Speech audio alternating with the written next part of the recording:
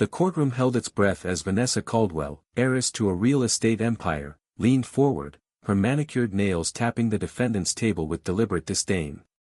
Her smirk cut through the silence like a blade, aimed directly at Judge Malcolm Hayes, whose steady gaze never wavered. "You think you can judge me?" she spat, her voice dripping with venom, loud enough for the jury to shift uncomfortably in their seats. Vanessa, 24, was no stranger to privilege. Born into wealth, she'd glided through life with the ease of someone who believed rules were for others.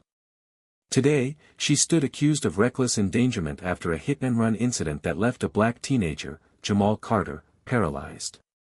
The evidence was damning: security footage, tire marks, and witnesses who saw her silver Mercedes speed away from the scene.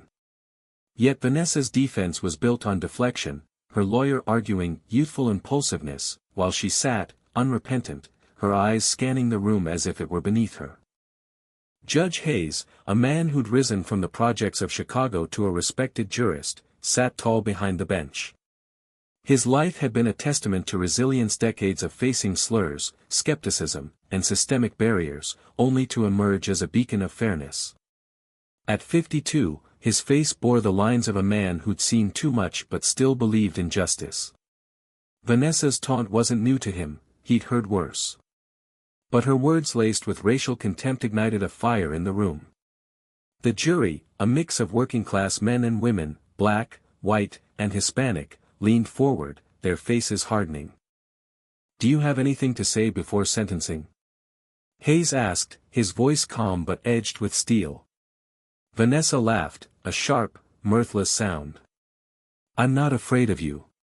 You're just a—" She caught herself, but the unspoken word hung in the air, a slur so vile it made the court reporter flinch.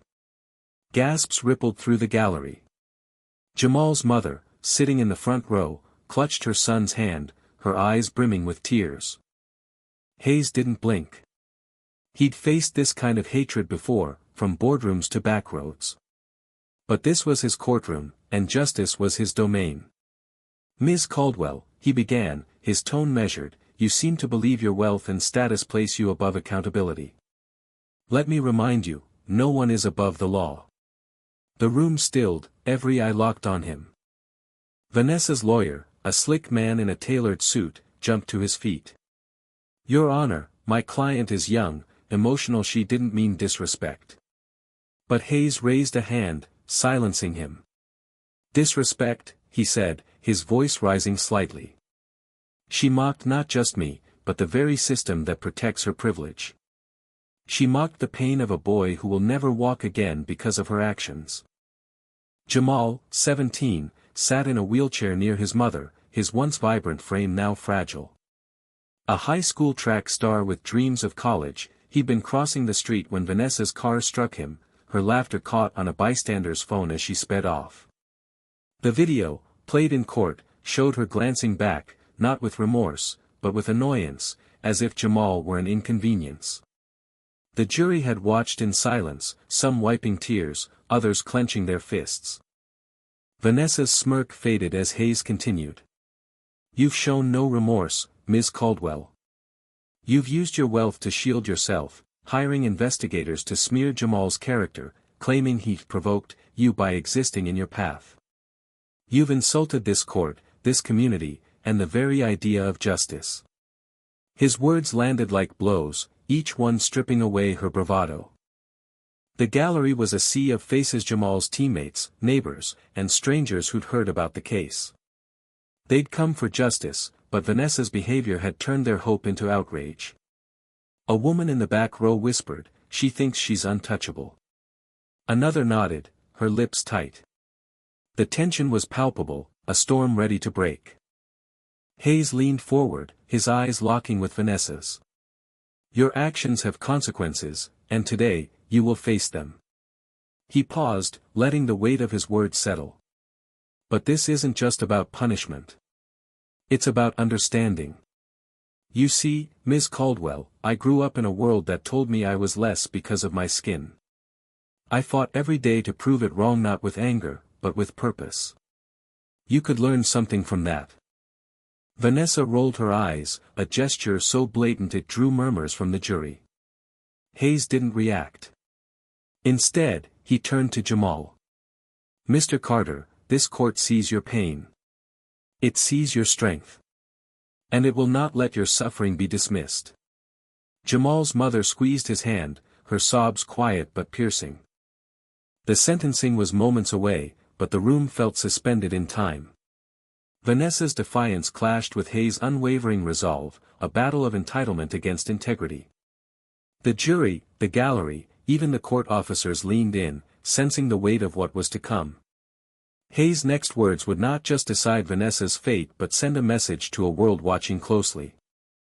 "For reckless endangerment, leaving the scene of an accident, and the aggravated circumstances of your actions," Hayes said, his voice steady but resonant, "I sentence you to 7 years in prison, with eligibility for parole after 4, contingent on mandatory community service and restitution to the Carter family." The gavel struck, a sound that echoed like thunder. The room froze. Vanessa's face drained of color, her smirk replaced by shock. Her lawyer stammered, "Your Honor, that's excessive," but Hayes cut him off. "Excessive? Tell that to Jamal, who will spend his life relearning how to move. Tell that to his mother, who watches her son fight every day. This sentence is justice." Jamal's mother let out a choked sob, relief and grief intertwined. The gallery erupted in whispers, some nodding in approval, others stunned by the severity. Vanessa's parents, seated in the back, looked ashen, their wealth powerless in this moment. The jury, tasked with witnessing this drama, sat in silence, their faces a mix of satisfaction and solemnity. But Hayes wasn't done. "Ms. Caldwell, during your sentence, you will participate in a restorative justice program. You will meet with victims of similar crimes, including Jamal, if he agrees. You will learn what your actions cost not in dollars, but in lives." His voice softened, but not in weakness. "I hope you use this time to reflect, to grow, to become more than the person who stood here mocking justice."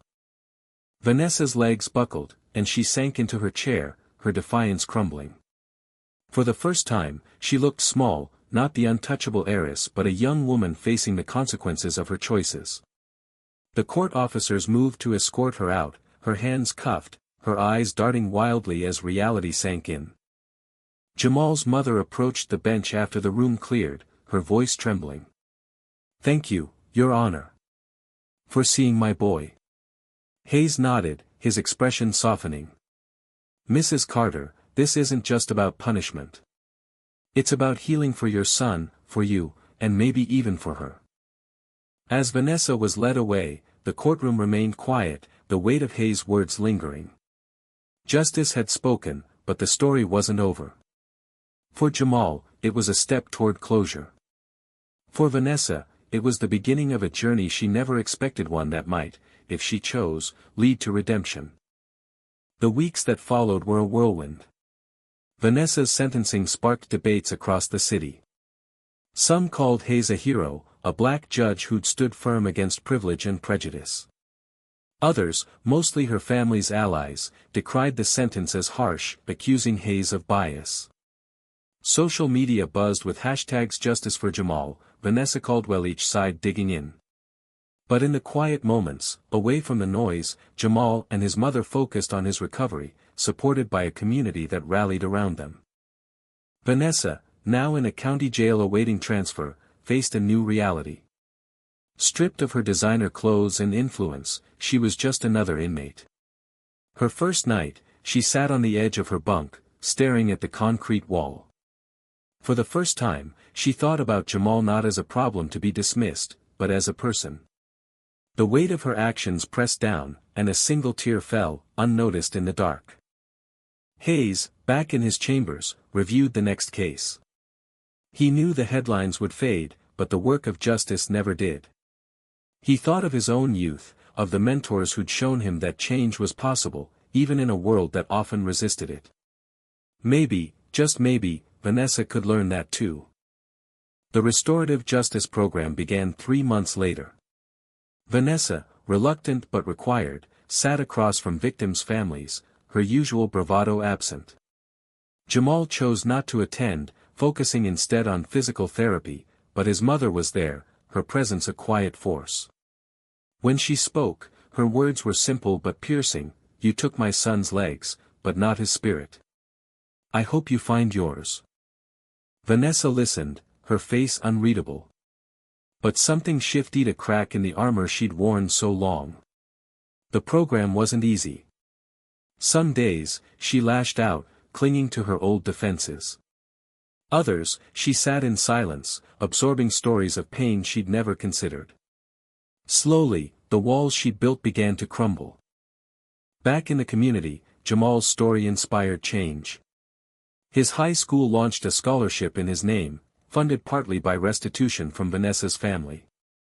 Local activists pushed for stricter hit-and-run laws, citing his case.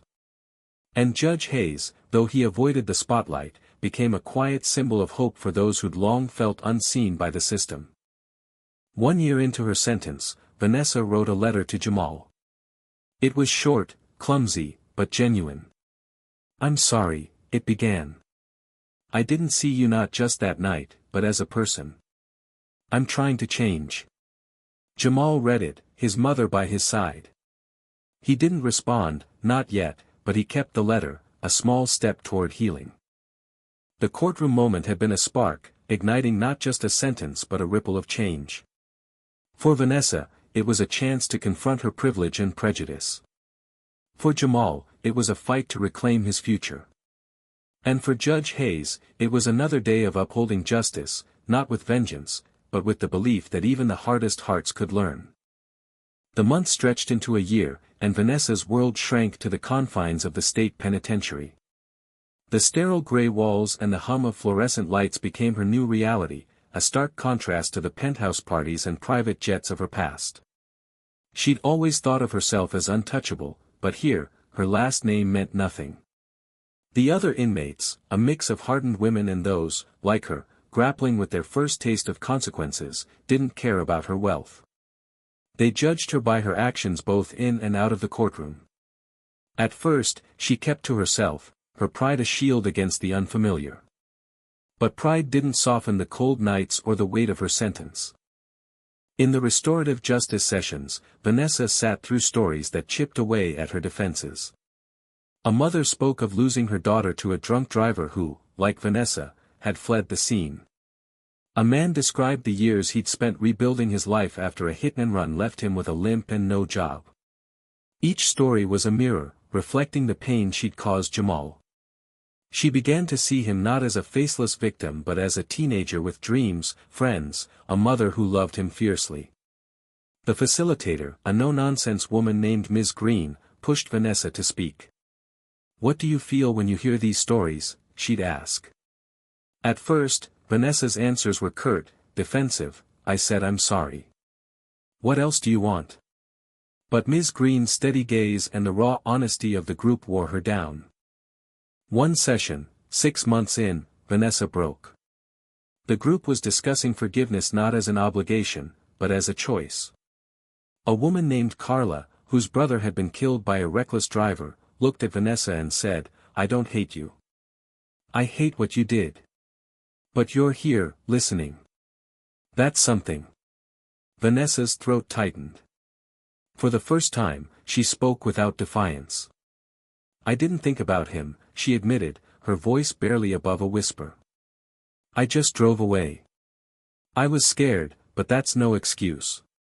The room was quiet, but it wasn't the silence of judgment. It was the silence of understanding, of a small step forward. Meanwhile, Jamal was fighting his own battles. Physical therapy was grueling, a daily reminder of what he'd lost. His legs, once swift enough to win state championships, now felt like strangers. But his spirit hadn't broken. With his mother, Linda, by his side, he pushed through the pain, determined to walk again, even if it meant using braces or a cane. His high school rallied around him, organizing fundraisers to cover medical costs not met by Vanessa's restitution. His teammates visited weekly, filling his room with laughter and stories of their latest meets. "You're still faster than half these guys in spirit," his friend Marcus joked, tossing a track medal onto Jamal's bed. Jamal grinned, but the weight of his new reality never fully lifted. Linda Carter became a pillar in their community, speaking at local events about road safety and accountability. She wasn't bitter, though the pain of watching her son struggle never eased. Justice isn't just a sentence, she told a crowd at a city council meeting. It's making sure no other family goes through this. Her words inspired a new city ordinance, increasing penalties for hit-and-run offenses. Jamal's case had become a catalyst, a rallying cry for those who felt the system often failed the vulnerable. Judge Hayes watched the ripple effects from a distance. He avoided interviews, letting his ruling speak for itself. But the case stayed with him. Late at night, in his modest home, he'd sit with a cup of coffee, reflecting on the balance of mercy and justice. He'd sentenced Vanessa harshly, yes, but not out of anger. He wanted her to understand the cost of her actions, to see the humanity she'd ignored. He hoped the restorative program would reach her, though he knew change wasn't guaranteed. He'd seen too many defendants return to old habits, unmoved by their sentences. But Vanessa's letter to Jamal, which Linda had quietly shared with him, gave him a flicker of hope. It wasn't polished, but it was honest to start. In prison, Vanessa's transformation was slow, uneven. She joined a literacy program, teaching other inmates to read. It wasn't glamorous, but it gave her purpose. She'd always been good with words, using them to charm or manipulate. Now, she used them to explain basic grammar to women who'd never had her opportunities. One inmate, a grandmother named Ruth, became an unlikely friend. "You're not as tough as you think," Ruth told her one day, chuckling. "But you're learning." Vanessa smiled, a real smile, not the smirk she'd worn in court. For the first time, she felt like she was more than her mistakes.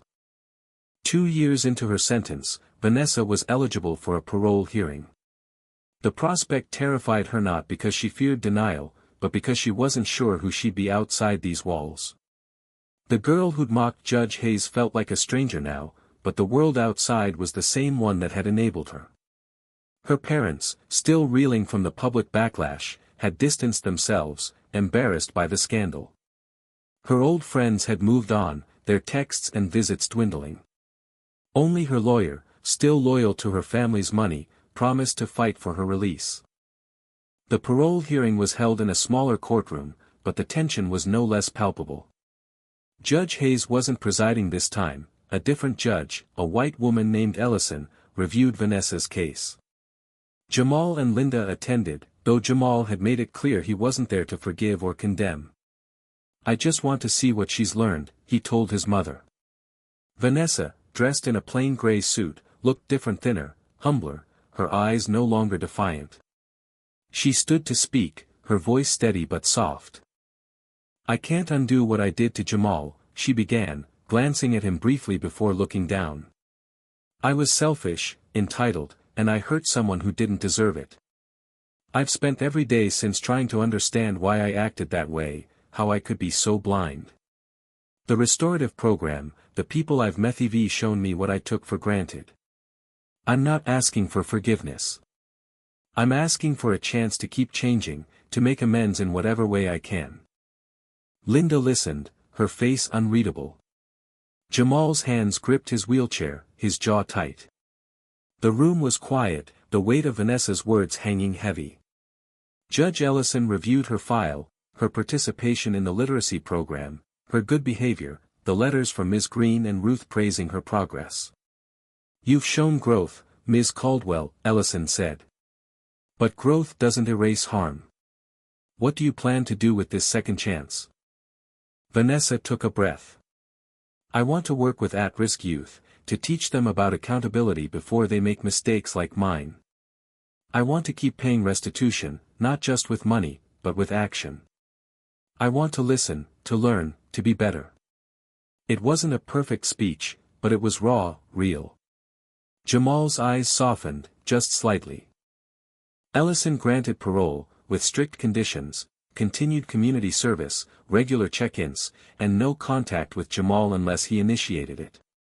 As Vanessa left the courtroom, she caught Linda's eye. No words passed between them, but Linda's nod was enough, a small acknowledgement of change. Jamal's life moved forward.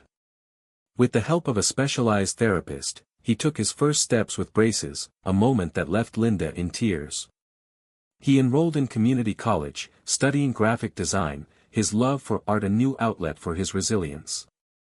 The scholarship in his name grew, helping other students from his neighborhood pursue their dreams. He didn't read Vanessa's second letter, sent a year after her release, but he kept it unopened in a drawer. Maybe one day, he told Marcus. But not now. Vanessa kept her promise. She volunteered at a youth center, sharing her story with teenagers who, like her younger self, thought they were invincible. She didn't shy away from the ugly parts, the racism, the arrogance, the crash. Some kids mocked her, others listened. She took it all, knowing she'd earned their skepticism.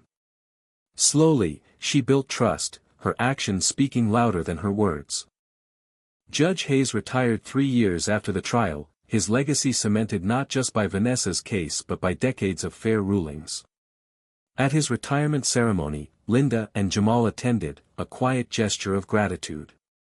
Hayes shook Jamal's hand, now stronger, steadier. "You're the real story here," he told him. Jamal smiled, his first real smile in years. The city never forgot the case.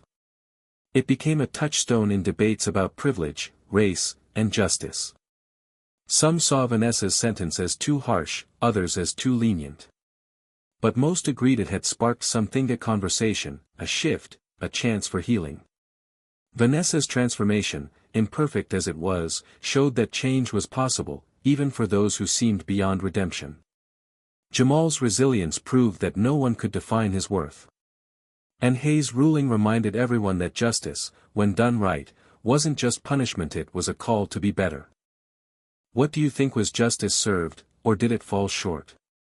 Share your thoughts on where fairness lies in a world of deep divides.